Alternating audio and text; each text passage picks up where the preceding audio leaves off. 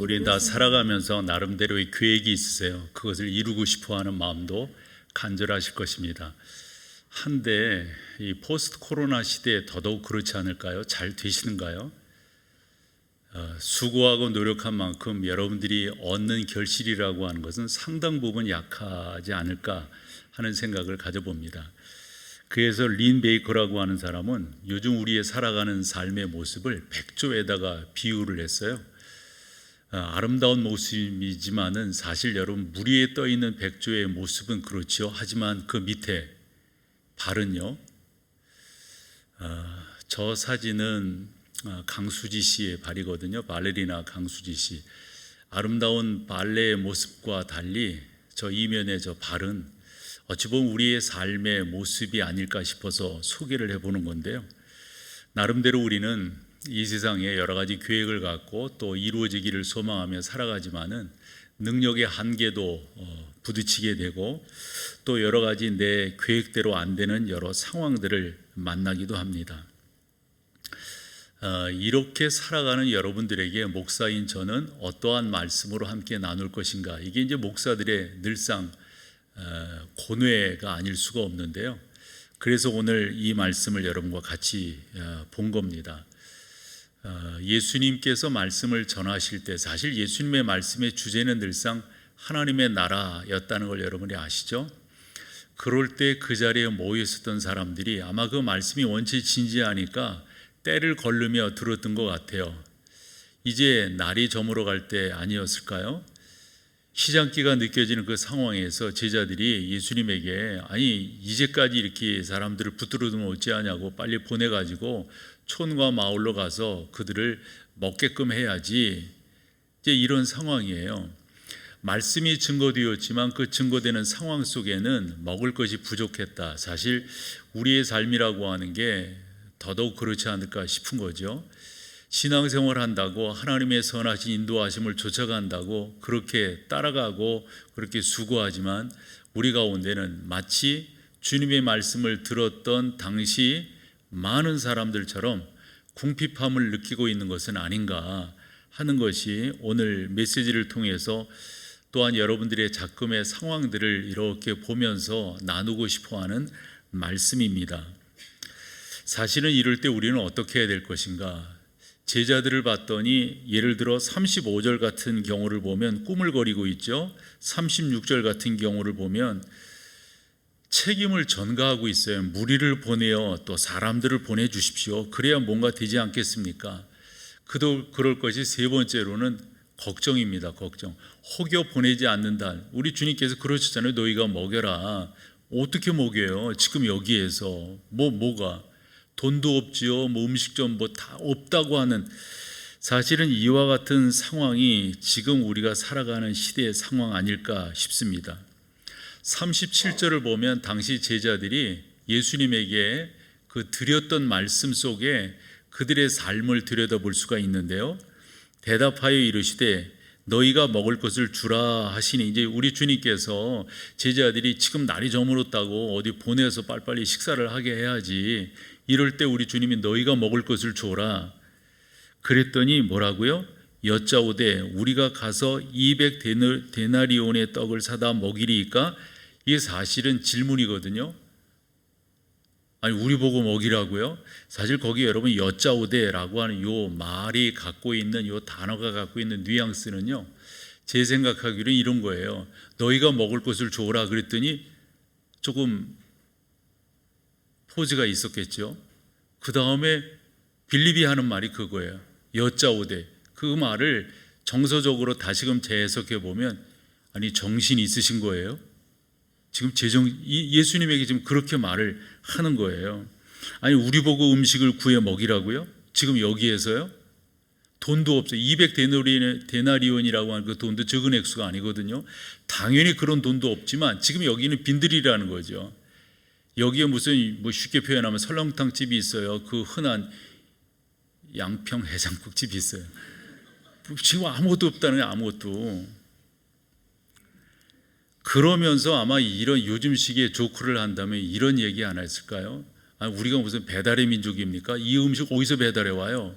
그 5천 명은 사실 남자들만 그런 거니까 거기 뭐 여성들, 나이 좀 있으신 분들, 어린아이들 숫자에 들어가지 않는 거거든요. 어떻게 먹이느냐. 근데 이 제자들의 이런 걱정들을 보면 상당 부분 자꾸 우리 삶 속에서 우리가 되뇌 있는 모습과 사뭇 다르다 하는 겁니다. 이런 상황을 오늘 본문이 그냥 그 당시 이랬어 요 정도로 설명하려고 이 성경을 우리 가운데 기록해 주지 않았다라고 생각을 하고요. 이 본문이 작금을 살아가는 우리들에게 주는 메시지가 있다 생각을 해서 이 말씀을 참고해 보는 건데요. 여러분 가운데도 이런저런 부족함을 느끼잖아요. 어떤 때는 절벽을 경험할 수도 있고요. 어떤 때는 불가능을 경험할 수도 있고 이런 상황일 거라고요. 이럴 때 나는 어떠한 태도, 어떠한 자세를 취해야 할 것인가, 오늘 본문이 주는 몇 가지 교훈, 메시지가 있어서 여러분과 나눠보려고 하는데, 정리를 해봤더니 크게 한 4가지 정도를 교훈 얻을 수 있겠더라고요. 그 첫 번째는 저는 이게 참 중요하다고 봐요. 책임 전가하지 말고 책임을 져라 이거예요. 책임을 져라. 그러니까 저는 이런 생각을 갖거든요. 예를 들어서 지금 시대가 이래, 지금 포스트 코로나 시대에서 교회는 이래, 동료 목사들이 이렇게 만나보면 다 한결같이 하는 말들이 그러거든요. 이거 아마 우리도 유럽 교회처럼 갈 거야, 미주 교회처럼 갈 거야. 아니, 왜 그러고 있냐고요. 왜 그러고. 일으켜 세우면 되잖아요. 일으켜 세우면. 저희 애가 그런 이야기를 해요. 아빠, 여기 다 유학 오고 다 그런 친구들인데 새벽 예배도 안 하고 예배 시간 정해진데 거기도 안 와요. 내가 그랬어요. 이게 너한테 주어진 찬스야. 이럴 때 네가 그것을 일으켜 세워보면 어떠니? 여러분, 핑계 대지 마시고요. 딱 짊어지시라고요. 교회에 대한 여러 가지 어려움들이 지금 엄청나게 마치 봇물 터지듯이 이렇게 흘러나오고 있어요. 희망적인 이야기 들어볼 수가 없어요. 이럴 때 저는 이런 생각이거든요. 좋다. 이건 내가 짊어지겠다. 짊어지고 주님의 교회를 옳게, 그래서 저는 옳게 세워가는 하나의 그 해결 방법이라고 할까요? 그 키를 저는 아는 게 있거든요. 저는 그렇게 나갈 거예요. 그래서 이 포스트 코로나 시대에 교회가 어떻게 되고 이렇게 되고 이런 거 우리 보자고요, 여러분. 보자고요. 저는 그런 책임을 딱 지고 이 주님의 교회를 단단하게 옳게 세워 나갈 것이니까요. 저는 여러분들도 그러셨으면 좋겠어요. 우리는 어찌 보면 책임 전가의 귀재들 아닌가요? 우린 태어난 게 이래부터 시작을 해가지고 우린 학교를 어디 나왔어 어째요 저째, 난 친구들도 변변치 않아, 나 다니는 직장은 어떻고, 맨날 다 그러고 살면 뭐 할 거냐고요. 딱 짊어져요. 여러분들의 상황을 딱 짊어지고, 제 식으로 표현하면 그냥 두벅두벅 가는 거예요. 두벅두벅. 좀 이따 말씀을 드리겠지만, 이런 자세를 갖는 이유는 앞으로 주께서 옳게 걸어갔을 때 허락하실 것을 저는 바라볼 수 있기 때문이에요. 기대가 되기 때문이에요. 여러분들도 그러시기를 소망해요. 그러면서 주님이 그런 식으로 제자들, 너희가 먹을 것을, 어떻게 먹을 것을 주는데요. 사실 제자들의 말이 틀린 말은 아니거든요. 상황은 그래요. 그러나 그것이 진리는 아니에요. 우리가 붙들어야 될 것은 상황에 우리의 발을 담그고 그곳에서 좌절하고 낭망하고 여타 사람들처럼 이러니 저러니 말할 게 아니라 딱 짊어지고 진리 가운데 여러분들의 발을 딱 딛고 두벅두벅 가는 거예요. 그러면 하나님께서 어떻게 역사하시는가를 경험할 수 있지 않을까요? 그러면서 두 번째로 얻게 되는 교훈은 37절, 38절을 통해서 얻게 되는 건데, 너 가지고 있는 게 뭐냐 이거거든요. 그러니까 내가 무슨 능력이 있느냐, 내가 탤런트가 뭐냐, 이런 부분인데, 다시금 재해석해서 말씀을 드린다면, 여러분들이 가지고 있는, 누구 부러워할 것도 없고요, 그런 어떤 꿈을 갖는 것은 좋은 것이지만 여러분들이 아닌 그 어떤 것에 대해서 여러분들이 다른 사람의 모습으로 사시지 마시라 하는 거예요. 그냥 내 모습대로 가는 거죠. 나에게 주어진 것이 이것이다. 저는 저의 삶을 좀 더 올곧게 세우게 된 동기가 있는데, 제가 목회에 대해서 나름대로 이렇게 좀 리서치도 하고 서로 공부를 할 때 찰스 안이라고 하는 미국 프리칭 편집장이 저한테 해준 말이 되게 저한테는 도전이 되었어요. 저한테 그러는 거예요. 당신이 잘하는 게 뭐냐요? 근데 그 말이 저한테 충격 아닌 충격이 되었던 것은, 그때까지만 하더라도 20여 년이 넘었으니까 그때까지만 해도 저희 같은 목사들은 뭐라고 생각을 해요? 모든 걸 잘해야 된다, 이런 생각이었어요. 설교도, 가르치는 것도, 신방도, 기도회도 모든 걸 다 잘해야 된다는 거예요. 음악도 그러면서 컸거든요. 그래야 된다는 것이 또 당연한 줄 알았고요. 그런데 그런 질문을 하는 거예요. 되게 저한테는 적지 않은 충격이었어요. 그래서 제가 생각해 봤어요. 내가 진짜 잘할 수 있는 게 뭔가? 그래서 잘하는 게 뭔가 또 나름대로 생각을 해봤더니 즐기는 게 뭔가더라고요. 즐기는 게. 내가 뭔가를 하면서 즐기는 게 뭔가? 사실 저는 이렇게 이 예배 때 설교하는 게 저의 장점? 저의 어떤 재능이 아니더라고요. 그러니까 그런 식으로 나를 한 번 더 들여다보는 거예요.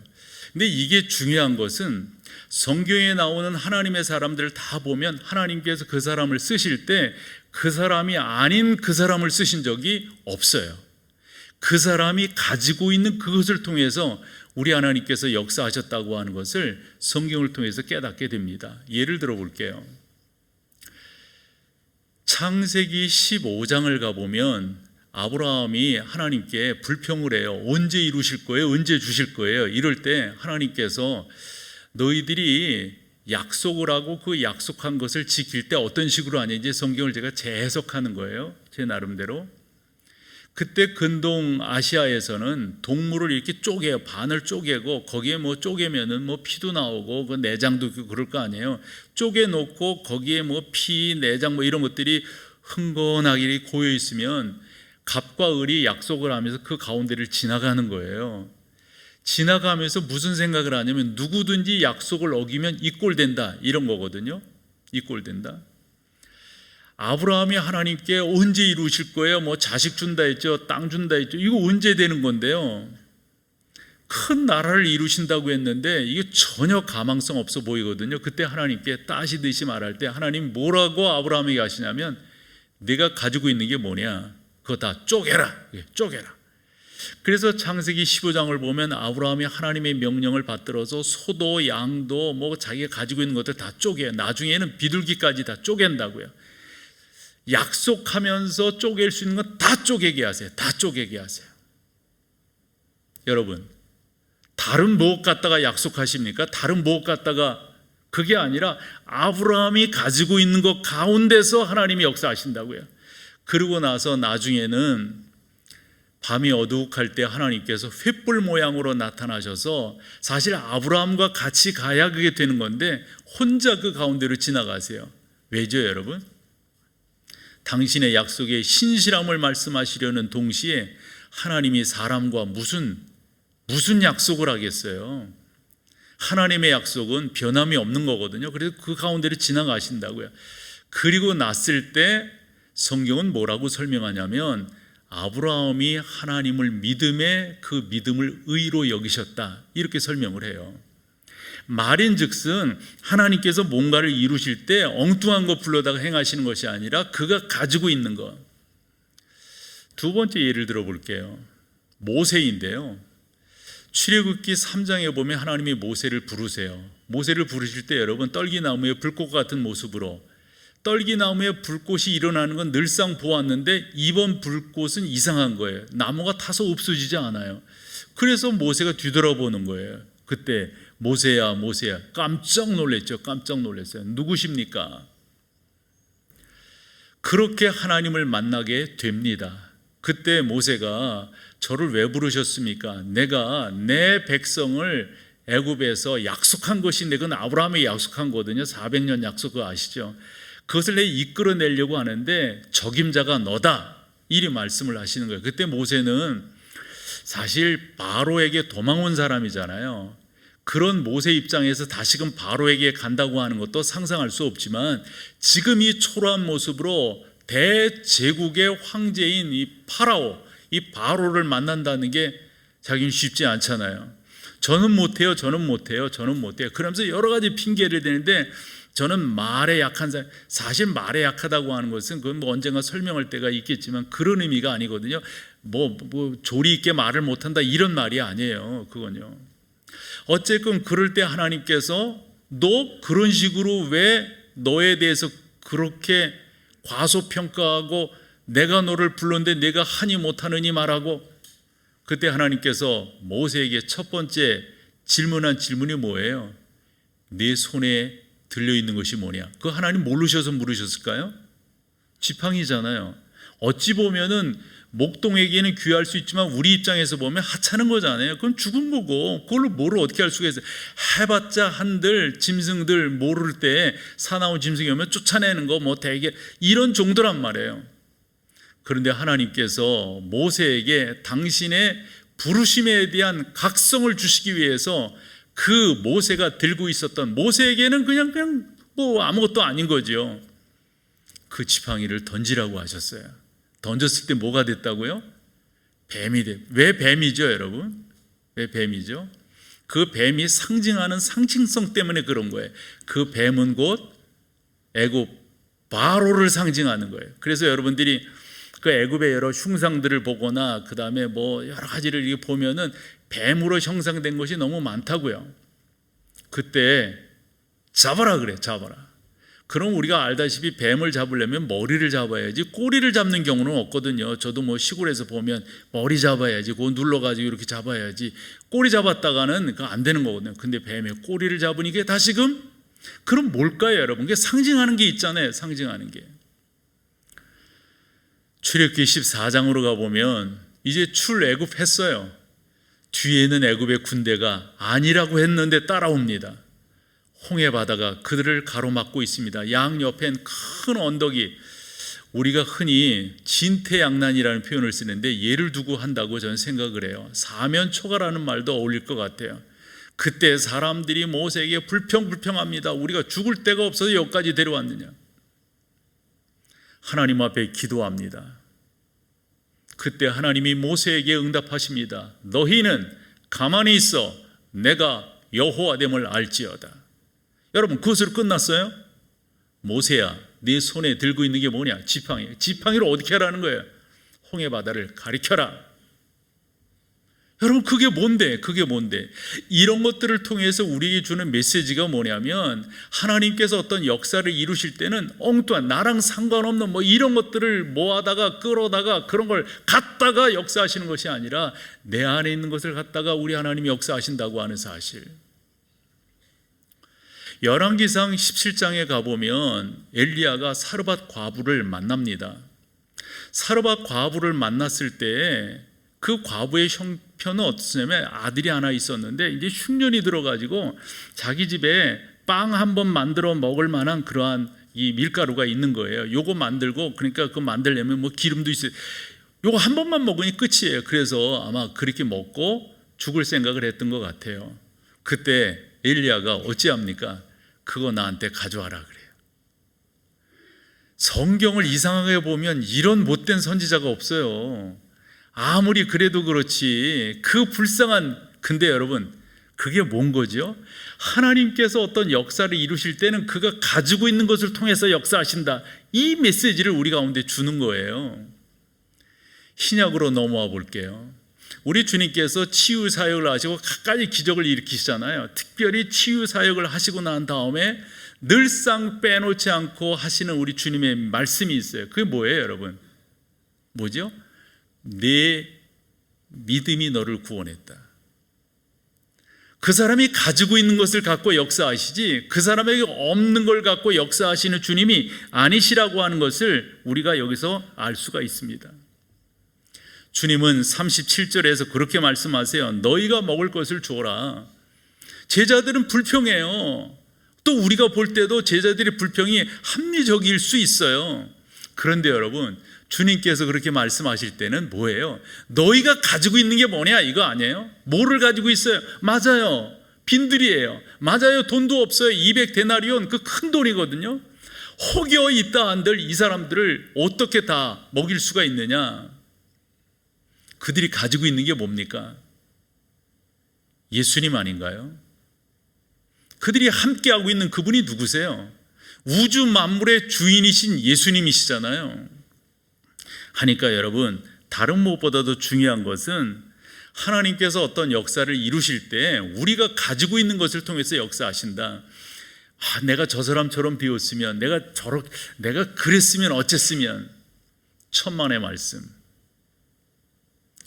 오래전 일인데요, 저희가 돕는 교회 목사들이 이제 우리 교회 온 적이 있어요. 농담으로 했는지 몰라도 왠지 저는 그 말이 제 안에 담겨져 있어요. 그 친구가 이런 말을 했어요. 나도 이런 교회에 담임할 수 있는데. 그 말은 뭔 말이에요? 그 말은 지금 있는 교회는 어떤데? 개척교회예요? 지금 있는 교회는 연약한 교회예요? 그래서 뭐 어떤 건데? 어떤 건데요? 말이 여기까지 나오는 걸 제가 참았어요. 왜냐하면 말을 하다 보면 이것은 서로에게 힘든 이야기니까. 여러분, 중요한 것은 딱 책임지는 거예요. 딱 짊어지는 거예요. 그리고 하나님의 놀라운 역사를 경험하시기를 소망하실 때 여러분들이 하셔야 될 것이 있다면 내 안에 있는 것을 통해서 하나님이 역사하신다고 하는 그런 믿음을 갖고, 지금 내가 자리 잡고 있는, 내가 지금 서 있는, 내가 앉아 있는 그곳에서 여러분들이 행하시는 거예요. 세 번째로 주는 메시지는 그것을 주님께 드리는 거예요. 드리는 거. 다르게 표현하면 헌신일 수 있고요, 다르게 표현하면 사명을 감당하는 거예요. 그렇게 나아가면 하나님께서 역사하신 것을 경험할 수가 있는데, 여러분, 공관복음은 뭐고 사복음서는 뭐죠? 왜 요한복음은 공관복음에 들어가지 않는 거죠? 이거 구분하시면 좋죠? 그런데 요 사복음서가 독자가 누구냐에 따라서 성경의 기록이 조금씩 달라요. 어떤 것은 넣고 어떤 것은 뺐어요. 이 성경에 있는 게 여기에는 없어요. 또 성경에 있는 것이 여기에 표현할 때는 조금 다르게 이유는 간단합니다. 독자가 다르기 때문에 그래요. 그 독자는 사실 문화적 배경을 가지고 있잖아요. 그래서 지혜로운 사람은 집을 어디다 짓는다. 마태복음에는 어디다 짓는다고요? 반석 위에 짓는다고 그랬어요. 거기는 그런 지형, 그런 문화적 배경을 가지고 있어요. 누가복음은 어떻게 짓는다고 했을까요? 주초를 깊이 판다고 그랬어요. 그것은 그쪽 문화를 가진 사람들에게 복음을 전하기 위해서. 마태복음의 말씀이 우리 주님의 원본이라고 생각을 합니다. 그런데 그것을 누가복음은 또 마가는 좀 다르게 표현을 하는 거죠. 그런데 이와 같은 예수님의 말씀이 요한복음 21장 54절인가 마지막으로 보면 너무 많은 일을 하셨기 때문에 성경의 기록으로 하려면은 이 부족하다는 거예요. 그 정도로 많이 역사를 이루셨다는 건데요. 그 가운데 마태, 마가, 누가, 요음 사복음서에 동일하게 기록된 사건은 몇 개인지 아세요? 13개입니다. 13개. 우리도 뭔가 중요한 것은 어떻게 기록하겠어요? 한 절로 기록할까요? 좀 많이 기록하잖아요. 아마 이 13개의 예수님의 사건 중, 사역 중 제일 많은 양으로 기록된 게 바로 이 오병이어의 사건이에요. 그만큼 이 오병이어의 사건이 우리 가운데 주는 메시지가 크다 하는 건데, 저는 그렇게 생각해요. 요한복음 6장이 제일 잘 오병이어의 사건을 설명하고 있다라고 생각합니다. 요한은 뭐라고 설명을 했냐면, 이 오병이어는 곧 그 보리떡 5개와 물고기 2마리로 5,000명 이상 먹인 것은 바로 예수님 당신이 보리떡 5개와 물고기 2마리인 거예요. 당신을 나눠줌으로, 당신을 쪼개므로 말미암아 수많은 사람들이 어떻게 해요? 생명을 얻었다. 이런 교훈을, 이 메시지를 주시기 위해서 오병이어의 사건 또 사병이어의 사건이 기록이 되어진 거거든요. 그런데 여러분, 이 말씀을 그 정도만 보실 게 아니라 중요한 메시지가 이 안에 있습니다.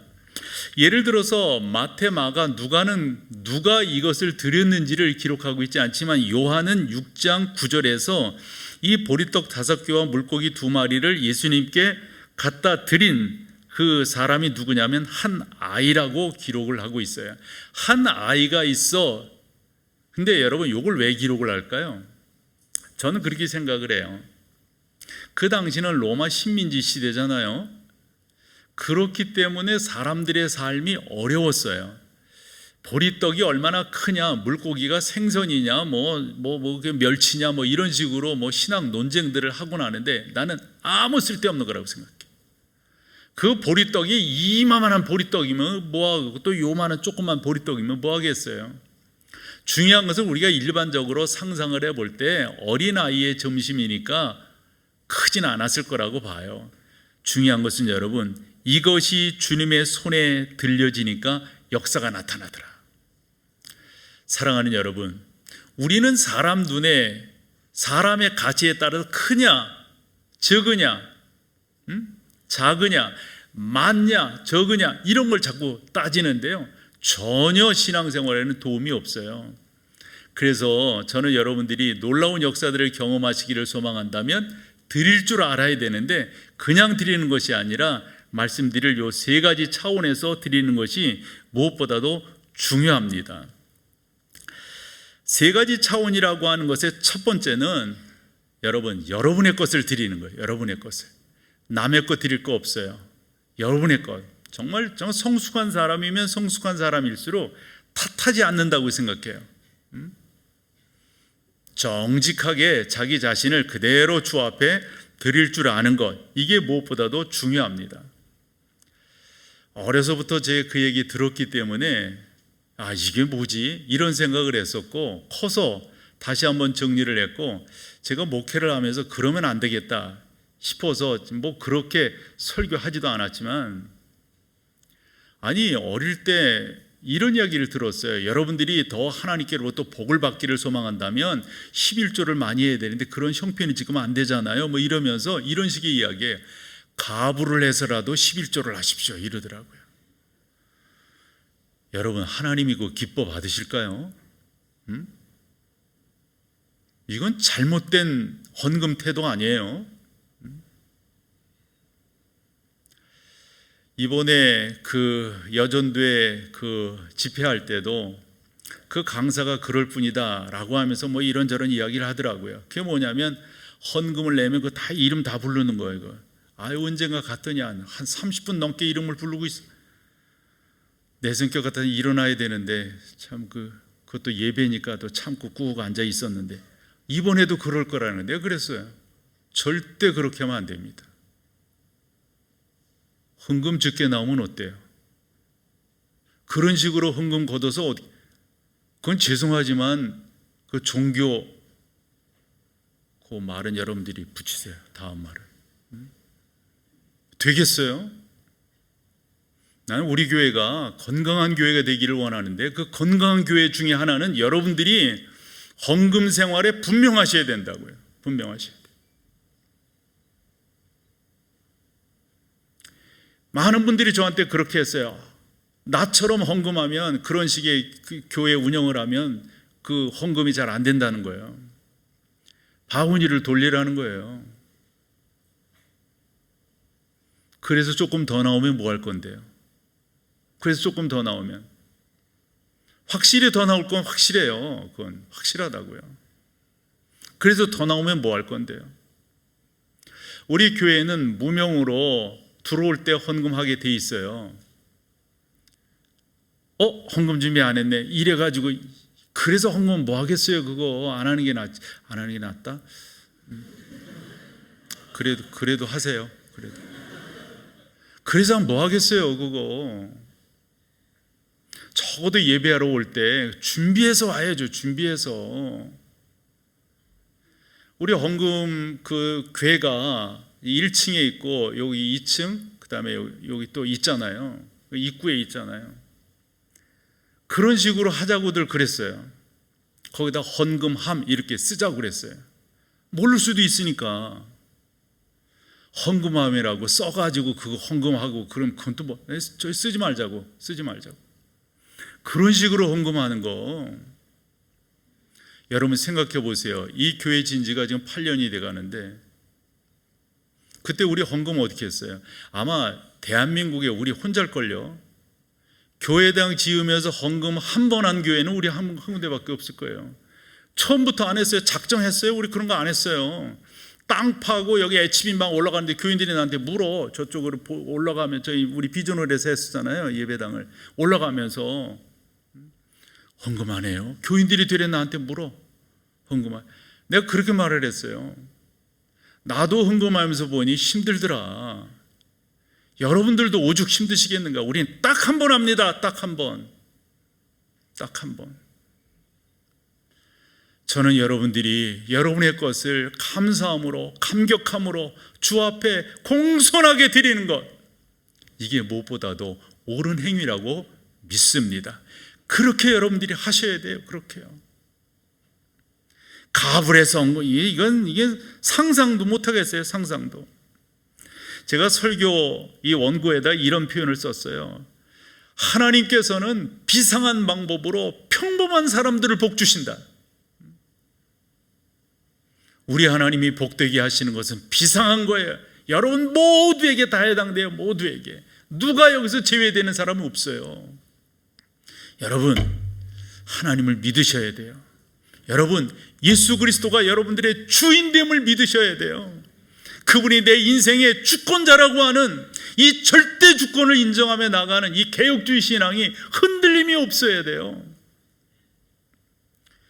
저는 목회를 하면서도 그런 생각이 많아요. 저의 남은 목회를 우리 하나님께서, 그러나 전제 조건이 있어야 돼요. 전제 조건이. 올바로 할 때, 주 앞에 올바로 목회할 때, 여러분, 여러분들의 것을 드리세요. 또 하나 드리는 것은 믿음으로 드리셔야 돼요. 믿음으로. 딱 믿음으로 나아가는 거, 그것만큼 여러분 중요한 게 어디 있어요? 자꾸 11조가 뭐 성경에 맞니 안 맞니 참 따지는 사람들 많아요. 여기도 아마 그런 사람이 있을걸요. 죄송하지만 그건 따질 일이 아니에요. 감사함으로 주 앞에. 아니 그러면 10의 9은 내 거고 10의 하나는 하나님 거요? 그거 왜 그렇게 정하신 거예요? 왜? 여러분 그 목적을 아시잖아요. 모든 게 다 하나님 거예요. 그러나 하나님이 우리에게 그렇게 베풀어 주셨고 그 10의 일을 통해서 하나님의 역사들을 이루어 가시는 것을 우리 가운데 경험케 하시기 위해서 그렇게 하시는 거라고요. 여러분 이런 부분들이 정확하게 여러분 가운데 딱 정리되어 있으면 뭐가 신앙생활 하는데 걱정이 됩니까? 아니 하나님께서 나를 돕지 아니하시고 하나님께서 내 호흡을 주관하지 아니하시면 누가 이 자리에 살아있을 수 있단 말이에요. 이런 말 해도 될지 모르겠는데 어느 목사가 제 친구가 선교사인데 한번 교회에 느닷없이 왔어요. 대개들 자기 온다고 하고 오는데 그 친구 왔어요. 그래서 제가 이런 식으로 설교해서 그랬더니 끝나고 나서 뭘 하는 줄 알아요? 목사님 되게 세게 설교하네요. 여러분 제가 세게 설교하는 거예요? 죄송하지만 저는 어떤 거에 뭐 굽히고 뭐 제 성격은 온순해요. 이런 데는 세요. 이런 데는 내가 왜 그런 거에 이 진리에 이러니 저러니 이제까지 제가 어떻게 살아왔는데,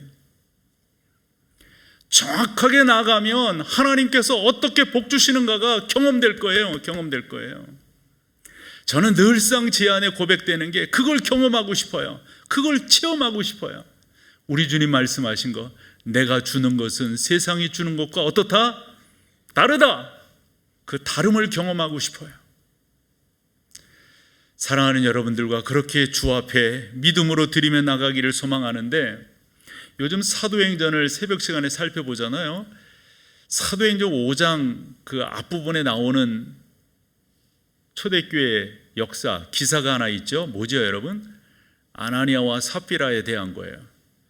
그 사람들도 다른 사람들, 특별히 이 바나바 같은 사람이 헌금을 하고 그러니까 자기도 그렇게 하고 싶었어요. 헌금을 하고 그러니까 사람들이 존경하고 막 그러니까 자기도 그러고 싶었던 거예요. 그래서 내외가 아마 밤새도록 의논을 했는지 어쩐지 우리도 그렇게 하자. 근데 다 하는 게 저기 하니까 슬쩍 감추고 다 했다고 말하자. 이렇게 된 거라고요. 베드로가 뭐라고 말하던가요? 너 왜 하나님을 속이냐 이랬어요. 너 왜 하나님을 속이냐. 여러분, 우리가요 신앙생활하면서 자꾸 하나님 바라봐야죠. 내 시선이 자꾸 사람들 가운데로, 그래서 어떻게 나를 생각해 주나, 어떻게 평가해 주나, 이게 있잖아요. 서로 죽는 거예요. 서로 죽는 거 하니까 여러분들이 그렇게 잘 주 앞에 세워나가기를 소망하는데, 어쨌건 믿음으로 드리세요. 누가복음 6장 38절 같이 읽어봐 보세요. 시작. 주라, 그리하면 너희에게 줄 것이요 곧 후이되어 누르고 흔들어 넘치도록 하여 너희에게 안겨주리라.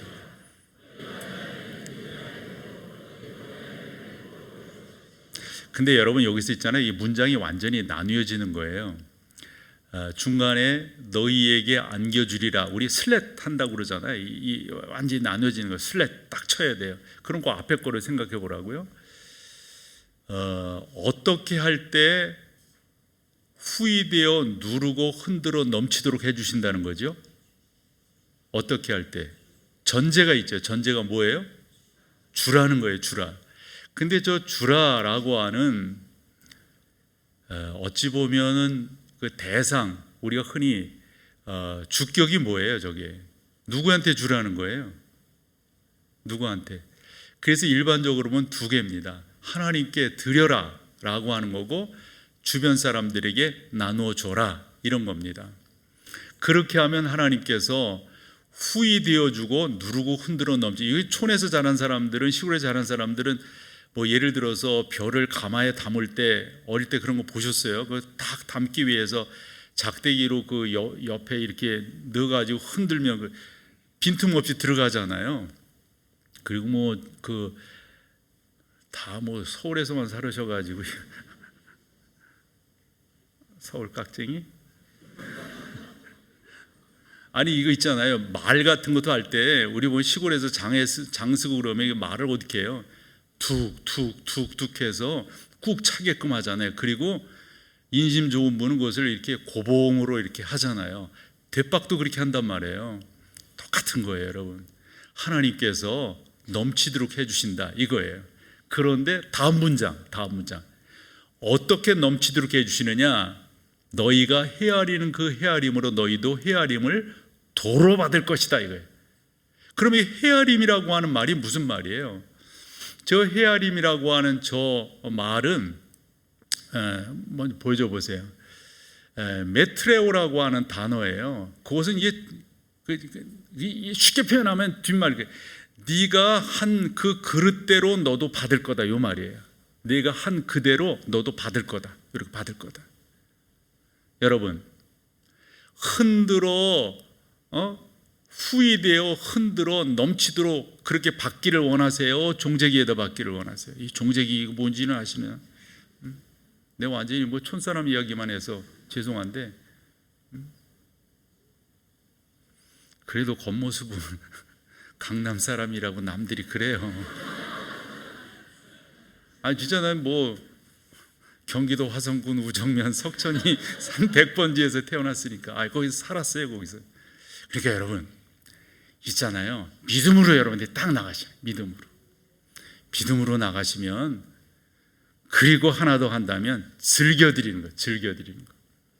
여러분, 이왕 하나님 앞에 드리는 거, 자꾸 뭐 옆 사람들, 근데 저는 가끔 이 목회를 하면서 이게 내가 제대로 목회하나, 이런 식의 생각을 제가 하는데, 그런 생각 제가 안 하게끔 여러분 좀 해주세요. 좀 안 하게끔 해주세요. 고린도후서 9장 7절을 읽겠습니다. 즐겨 드리는 것이 뭔가 같이 한번 읽습니다. 시작.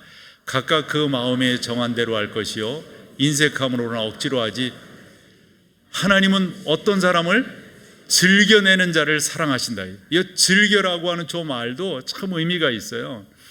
이 본문에 쓰인 저 말은 헬라로스라고 하는 저 단어가 쓰였거든요. 즐겁게라고 하는 말인데, 사실은 저 헬라로스라고 하는 말에 어근이 더 재미있어요. 어근은 뭐냐면 헬라오스예요. 헬라오스라고 하는 말은 그냥 즐겁게 요 정도 말이 아니라 뭐라고 저기 돼 있습니까? 발랄하게, 쾌활하게. 여러분, 하나님 앞에 드릴 때 그렇게 하실 수 있어요? 그렇게 하시면 흔들어 누르고 넘치도록 하는 거, 여러분 그릇대로 받는 거니까. 외람 때 말씀을 하나 드려본다면 저는 이걸 경험하고 싶고요, 진짜 옳게 목회해서 저의 남은 시간에 우리 하나님께서 이제껏 복을 주셨는데 얼마나 더 복을 주실까가 기대가 된다고. 기대가 돼. 어떻게 역사하실까가 기대가 된다고요. 우리 모두가 그런 기대감으로 살기를 축복합니다. 고린도후서 9장 8절입니다. 한 번 더 읽어봐 보세요. 시작. 하나님이 능히 모든 은혜를 너에게 넘치게 하시나니 이는 너희로 모든 일에 항상 모든 것이 어떻게 해요? 넉넉하여 모든 착한 일을, 아멘, 아멘, 그런 증거자가 되기를 소망합니다. 댁에 가셔서 고린도후서 9장을 꼭 읽으세요. 그러시면 거기에 두 가지 비결이 나옵니다. 이건 비결도 아니에요. 분명한 거니까. 뭐냐? 심어야 거둘 수 있다는 거예요. 심어야 돼요. 심어야 돼요. 그 다음에 걷는 거예요. 저는 여러분들이 이렇게 부탁드리고 싶었어요. 여러분들의 자녀들을 위해서 심으세요. 그러면 하나님께서 놀라운 것들을 거두게 하실 줄로 믿습니다. 자리에 일어나셔서 우리 마지막 찬양으로 주 앞에 나갑니다.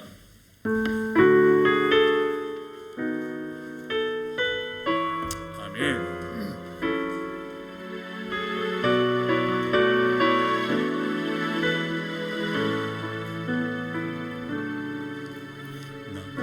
나의 영혼이 잠잠히 하나님만 바라며 나의 구원이 그에게서 나는구나. 나의 영혼아, 나의 영혼아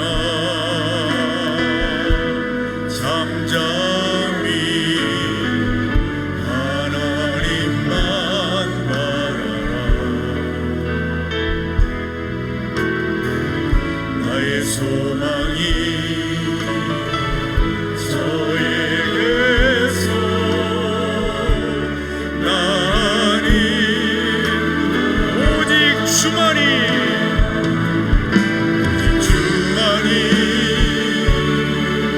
나의 반석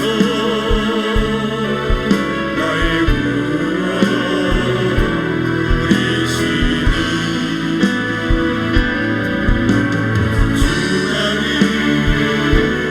나의 산성 내가 여넘지 아니하니 나의 구원 나의 영광 나의 구원 나의 영광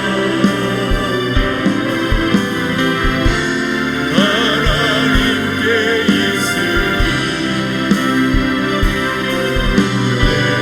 내 반석과 피난처 되시니 오직 주만이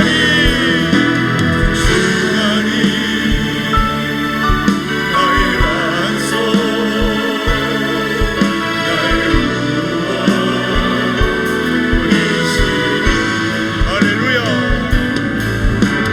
주만이 나의 산성 내가 여넘지 아니 우리 한 번 더 합니다. 오직 주만이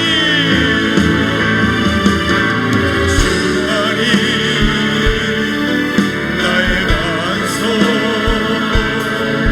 나의 구원이시니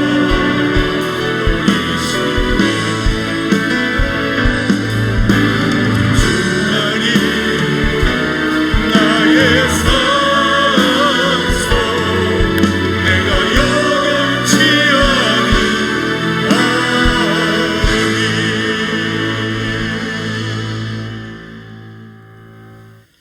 이제는 우리 주 예수 그리스도의 은혜와 아버지 하나님의 그 크신 사랑하심, 성령 하나님의 기름 부으시는 그 놀라운 역사, 그리고 우리 가운데 교통하시는 은혜가 사랑하는 성도들 가운데 늘 함께 하시기를 축원하옵나이다. 아멘.